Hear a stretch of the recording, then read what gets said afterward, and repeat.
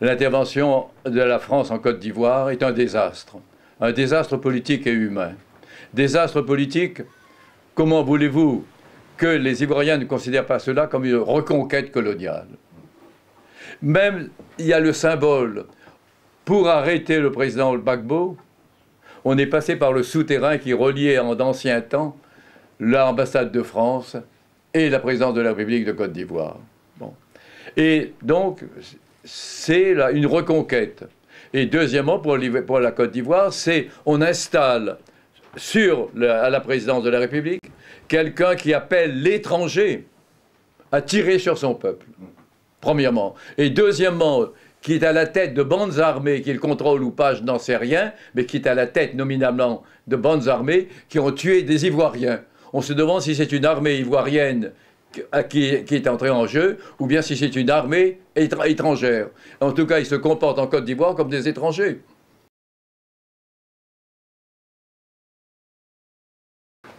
Écoutez, c'est le coupable qui veut poursuivre celui qui l'a renversé. Quelle est la situation actuelle?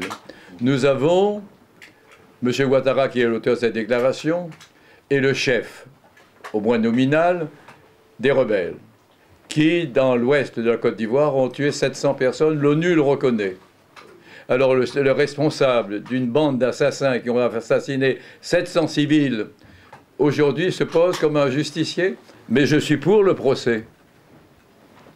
Parce que nous avons des choses différentes.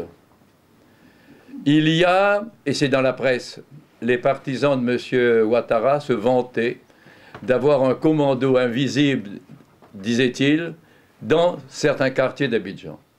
C'est-à-dire des militaires, des rebelles déguisés en civils, et qui prenaient les civils comme otages, comme boucliers humains. Il y a eu, à ce moment-là, des affrontements, avec des dommages collatéraux incontestables, que j'ai reçu le premier à regretter. Mais ça se situe sur des plans individuels. Tandis dans le pays d'Adouékoué, ce sont des prisonniers, des hommes, des femmes et des enfants qu'on a assassinés. Là, ce n'est pas au cours de combat. Ce ne sont pas des victimes collatérales. Ce sont des gens prisonniers qu'on a achevés à la machette et au pistolet. Et dont on a tenté de dissimuler les cadavres ensuite en les brûlant. Et ça, c'est l'ONU qui le reconnaît. Donc, il y a eu, comme dans toute guerre civile, il y a des morts des deux côtés, mais il y a des différences évidentes. D'un côté, s'il y a eu des civils tués, et c'est incontestable, c'est à la suite d'affrontements avec des militaires déguisés en civils, mais de l'autre côté, c'est un assassinat froid, c'est un crime contre l'humanité.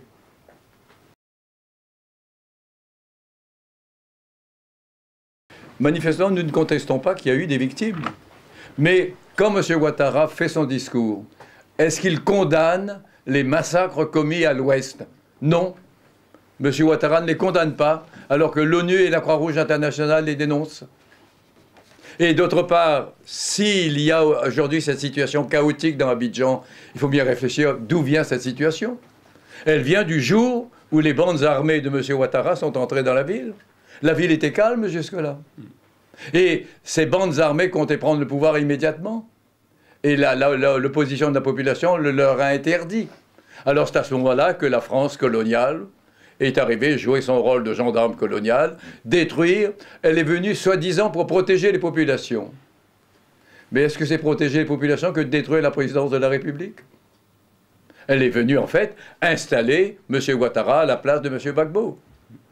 Et elle s'est comportée comme une puissance coloniale qui dépose un empereur pour mettre un autre à la place.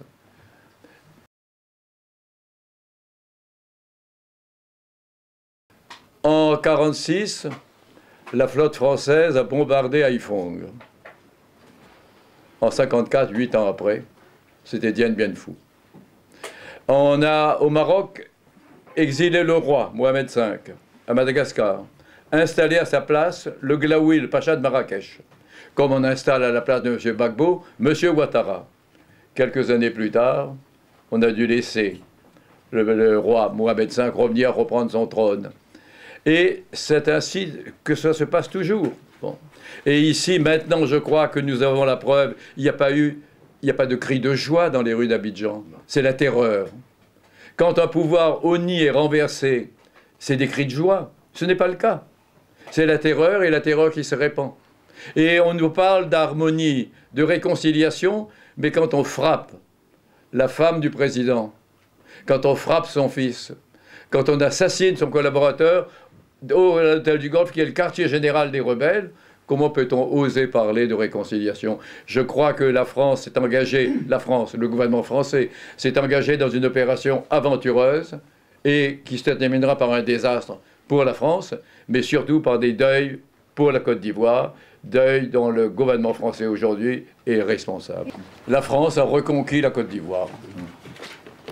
Elle a détruit le palais présidentiel. Elle a permis aux rebelles d'ouvrir la chasse aux sorcières. Le président en exercice a été arrêté par les forces françaises, livré aux rebelles. Son épouse a été brutalisée. Son fils a été brutalisé. On vient de vous annoncer qu'un de ses proches collaborateurs, M. Tagro, a été assassiné. Assassiné dans l'hôtel du Golfe, qui est le siège des rebelles. Voilà donc la situation où nous sommes. Nous sommes ici un peu privés de nouvelles, mais nous sommes là pour vous donner des nouvelles que nous avons. Je crois que la situation actuellement est très simple. Le peuple français ne peut pas accepter qu'on fasse tout cela en son nom. La honte est pour nous.